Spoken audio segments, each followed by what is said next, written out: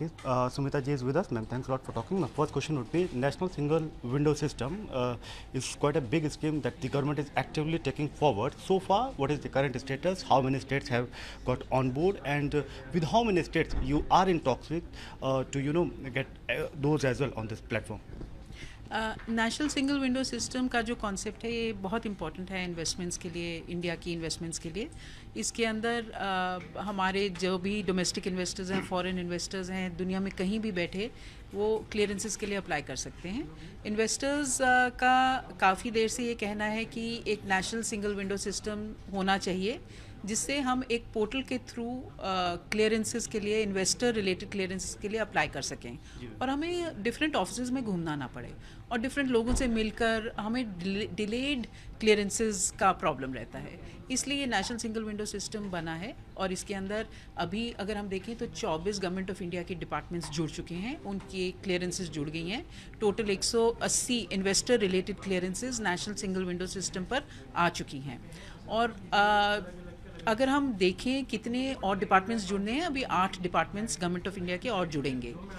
और स्टेट्स का अगर हम देखें तो हमारी 36 स्टेट्स और यूटीज़ में 16 स्टेट्स ऑलरेडी जुड़ चुकी हैं जिनके मैच्योर सिंगल विंडो सिस्टम थे स्टेट लेवल पर. कुछ स्टेट्स के सिंगल विंडो सिस्टम्स अभी बन रहे हैं और मैच्योर हो रहे हैं, वो प्रोग्रेस में है. और 7 स्टेट्स के पास सिंगल विंडो नहीं है, उनको हम अपनी टेक्निकल आर्किटेक्चर ऑफर कर रहे हैं. हम पहले स्टेट लेवल पर उनकी सिंगल विंडो बनवा रहे हैं और फिर उसको जोड़ रहे हैं नेशनल सिंगल विंडो सिस्टम के साथ. इस वक्त अगर हम देखें तो नेशनल सिंगल विंडो सिस्टम पर हमारे पास ऑलमोस्ट 1 लाख के करीब इन्वेस्टर्स ने आके know your approval pre investment advisory service ली है.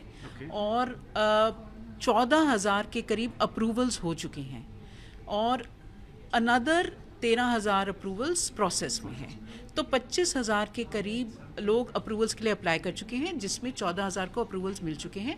ये नेशनल सिंगल विंडो सिस्टम जैसे मैंने कहा इस वक्त फंक्शनल है 24 गवर्नमेंट ऑफ इंडिया की डिपार्टमेंट्स के साथ और 16 स्टेट्स जो ऑलरेडी इस पर अप्रूवल्स दे रही हैं. निवेश की अगर बात करें तो अब तक कॉन्क्रीट निवेश लगभग कितना आ चुका है और कितना संभावित आप इससे देखते हैं, क्योंकि निवेशकों के लिए काफ़ी एक बेहतर प्लेटफॉर्म बन पाया है.